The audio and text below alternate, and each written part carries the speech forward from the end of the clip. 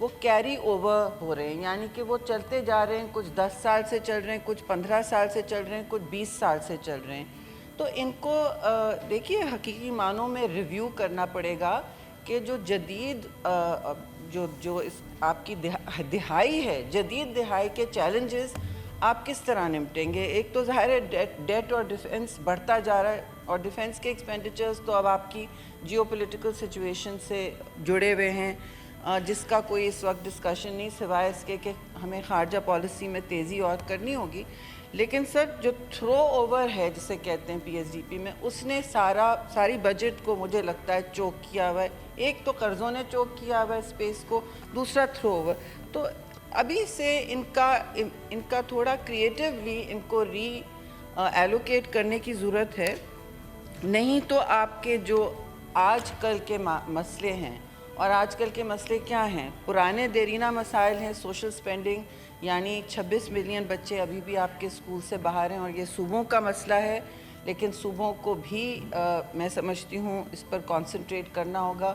میں خوش ہوں کہ بلوچستان کی سب سے بڑی اس طرح اس وقت یوتھ پہ سپینڈنگ ہے، اور سندھ کی بھی آ رہی ہے ایجوکیشن میں. مگر میں am here to talk about the federal budget sir, اور اس میں ایک نگلیکٹڈ سبجیکٹ کے بارے میں بات کرنا چاہتی ہوں 5 منٹ. وہ یہ کہ شاید آپ لوگ سب جانتے ہوں گے یا نہیں جانتے ہوں گے، مگر ان 2 ہفتوں میں پاکستان کو دنیا بھر کا سب سے ماحولیاتی امپیکٹڈ یعنی ولنریبل ملک، متاثر ملک قرار دیا گیا ہے. Number 1 in the most climate impacted and vulnerable country sir. پہلے کبھی 10 کی لسٹ میں ہوتا تھا، 8 میں ہوتا تھا، 2022 میں اوپر چڑھا، ظاہر ہے ان فلڈز کی وجہ سے. مگر کلائمیٹ رسک انڈیکس جو ہے دنیا کا، جو جرمن واچ کرتی ہے، جس پر ہی ساری یونائٹڈ نیشنز کی بھی رینکنگ ہوتی ہے، ایک ہی رینکنگ ہوتی ہے دنیا میں، وہ کلائمیٹ رسک انڈیکس کی ہے جی. اور انہوں نے کہا ہے کہ پاکستان اس وقت نمبر 1 ہے جی، نمبر 1 ہے. اور آپ مستقل اس کے بارے میں بات کرتے ہیں. ورلڈ بینک نے ہر ترجیح اپنی ملک کی جو ڈیولپمنٹ رپورٹ ہے 2022 سے، چیئرمین صاحب، یہ ایک کلائمیٹ اینڈ ڈیولپمنٹ رپورٹ ہو گئی ہے، یعنی کہ ساتھ جڑی رہتی ہے اب کلائمیٹ سے. کلائمیٹ کے اندر انوائرمنٹ بھی آ جاتا ہے، سب کچھ آ رہا ہے آج کل. تو یہ آپ کی اس وقت حقیقت ہے. پانی کی قلت بھی اور فوڈ انسیکیورٹی صوبوں میں جو نظر آ رہی ہے، وہ بھی اس کے اندر آتی ہے. میں نے مانا کہ آپ نے انفلیشن کے دباؤ کو کم کیا ہے، مشکل حالات، تنگی میں آپ نے چینجز لائی ہیں، وہ سب سحر حاصل باتیں ہیں.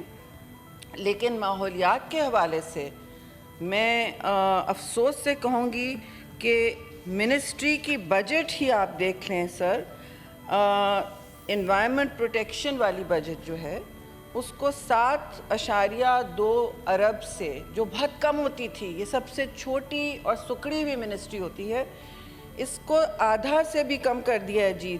3.1 بلین ہو گیا ہے. جیسے پاکستان کی منسٹری، فیڈرل منسٹری کے پاس، انہوں نے مجھ سے کوئی کمپلین نہیں کی ہے، میں نے خود دیکھا ہے while I was on tour. اور اتفاق سے میرے ساتھ کلائمیٹ منسٹر بھی تھے حال کے، مصدق ملک، انہوں نے وہ بھی، اب ان کا میں کیا، I don't want to embarrass him، مگر میں نے ان سے پوچھا، کہنے کا جی ایسا ہی ہے، اب آپ بتائیں یہ ہم ان پیسوں کے ساتھ کیا کریں گے. We will start depending more and more on international money. پھر ڈیولپمنٹ پارٹنرز، آپ نے دیکھا ہے دنیا میں کلائمیٹ پہ پیسوں کی انٹرنیشنلی فنڈنگ، ایڈ کٹوتی ہوتی جا رہی ہے. سب نے کہہ دیا ہے ہمارے پاس پیسے نہیں ہیں یا کم ہوتے جا رہے ہیں، ایڈ کٹس ہو گئی. تو یہ پیسہ پھر پی ایس ڈی پی کا جو آپ نے کاٹا ہے، یہ منسٹری پھر کیا کر پائے گی؟ کس ایکسپرٹ کو وہ سامنے لائے گی؟ آپ نے آدھا کر دیا ہے سر، اور آپ کی رینکنگ دنیا میں نمبر 1 ہو گئی ہے. اس میں جو زمین پر حقائق ہیں وہ آپ کو آلریڈی سخت تکلیف میں آپ کی عوام ہے. کیا ہو رہا ہے؟ 49 ڈگریز ہو چکی ہے سر. باقی ممالک میں جہاں سے میں آ رہی ہوں 30 ڈگریز پہ جب 40 کے نزدیک بھی آنے لگتا ہے تھرمامیٹر، نیشنل ایمرجنسی ڈکلیئر کی جاتی ہے، سارا کچھ رک جاتا ہے. وہاں پہ ذرا سا 35 ہو گیا emergency. We are at 49 degrees in parts of Balochistan and Sindh. Sindh میں بھی جیکب آباد میں ہو چکا ہے, پچھلے سال 50 ہوا تھا اور یہ پہنچے گا آگے.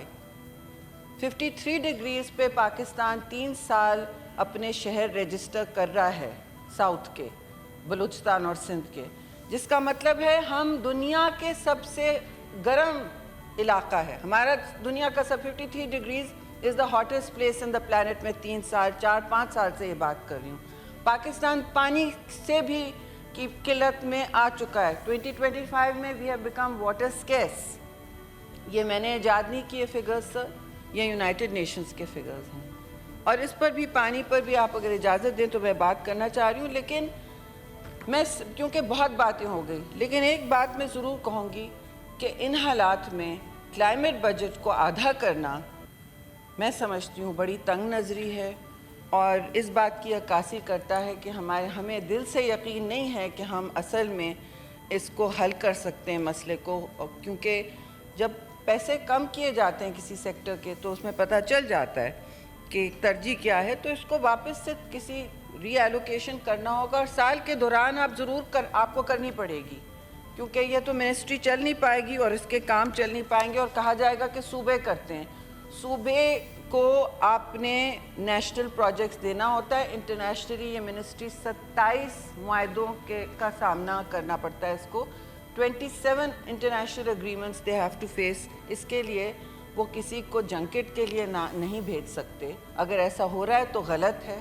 وہ ایکسپرٹس کو بھیجیں جو آپ کے ملک کا مقدمہ لڑ سکیں.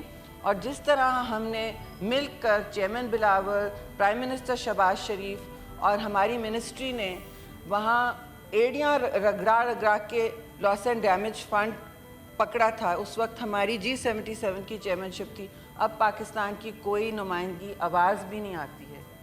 لاس اینڈ ڈیمیج فنڈ کا کیا ہوا کسی نے سنا؟ کیئر ٹیکر حکومت سے وہ اس میں جو بھی نمائندگی آپ کی ہے وہ ختم ہو گئی ہے, انہی وجوہات کی وجہ سے کہ بھئی پیسے نہیں ہوتے کسی کو وہاں بھیجنے کے لیے.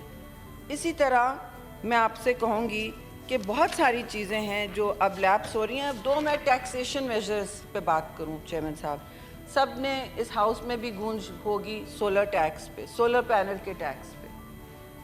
اب FBR کو ویسے ہی آپ نے ڈریکونین پاورز اریسٹ کے دے دیے ہیں, CEOs کو اریسٹ کریں آپ.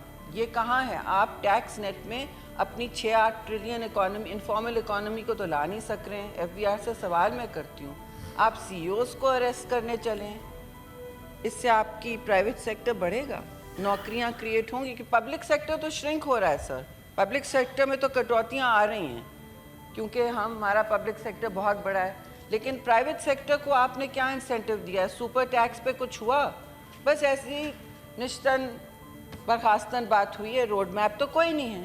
تو آپ پوچھیں ایک کسی بھی پرائیویٹ سیکٹر نمائندے سے. میں ان کی حمایت نہیں کرتی, میں تو منیمم ویج کی بات کرنے آئی ہوں, لیکن وہ بھی نوکریاں تو اب انہی سے ملیں گی سر, کہاں سے آئیں گی؟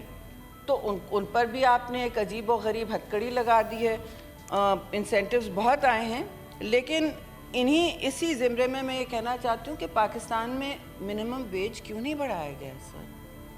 سیلریز کی بات ہو رہی ہے, پینشنز کی بات ہو رہی ہے, سب کی بات ہو رہی ہے. ہم نے اپنی تنخواہیں بڑھا لیں, لیکن جو غریب ہے اس کا منیمم ویج نہیں بڑھا. اب میرے اپوزیشن کے دوست نہیں ہیں, وہ لیونگ ویج کی بات کرتے ہیں. دنیا میں اب لیونگ ویج ہوتا ہے. ہم سیلریڈ کا, گورنمنٹ امپلائیز کا بھی خیال ضرور رکھ لیں گے, رکھنا چاہیے, لیکن اس کے باہر بھی اور بھی غم ہے سر زمانے میں. اپنی تنخواہوں کے علاوہ اور بھی غم ہے زمانے میں. اور جو اس وقت تیل کی قیمتیں ہوتی جائیں گی, ایران اسرائیل کا تنازع آپ دیکھ رہے ہیں. اسرائیل نے وہی جنگ مسلط کی ہے جو ہندوستان نے کوشش کی تھی پاکستان پر مسلط کرنے کی. آپ جانتے ہیں ہماری قوت, اور پوری کہانی آپ کے سامنے ہے. میں وہ آپ سے بیان کرنے تیار ہوں جو ہم نے باہر بیان کی ہے, ڈٹ کے پاکستان کا مقدمہ لڑا ہے. لیکن اس سے جو بھی ہے, اب تیل کی قیمتیں آلریڈی بڑھ چکی ہیں. پیٹرول کی قیمت, تیل کی قیمت پر, ہر چیز پر اثر ہوتا ہے. میں نہیں کہہ رہی آپ نے کیا ہے, مگر ہمیں اپنے لوگوں کا دفاع کرنا ہوگا. This is our first line of defense. The economic prosperity of our country and the external factors don't point towards that. We are doing a great deal, and my compliments to the Finance Minister and Mian Shahbaz Sharif, Prime Minister. انہوں نے بہت سے ایسے اقدامات لیے ہیں جو economy کو بہت مشکل گہرے اندھیروں سے نکال کے آئی ہے. میں یہ نہیں کہہ رہی کہ انہوں نے نہیں کیا, لیکن اس وقت جو حالات ہیں, آپ منیمم ویج کو سر ریویو کرائیں, نیشنل اسمبلی اپنا اس پر زور ڈالے کہ منیمم ویج کہتے ہیں کہ امپلیمنٹ نہیں ہوتا, فرق کیا پڑتا ہے؟ نو سر, بڑی بڑی کمپنیز کو امپلیمنٹ کرنا پڑتا ہے. جس طرح آپ کوئی قانون بناتے ہیں یہ کہہ دیتے ہیں کہ نہیں امپلیمنٹ ہوگا, یہ کوئی بات نہیں ہوتی. کمپنیز کو امپلیمنٹ کرنا ہوتا ہے, جو ٹیکسیشن کی زد میں ہوتے ہیں یہ ٹیگ لگائیں.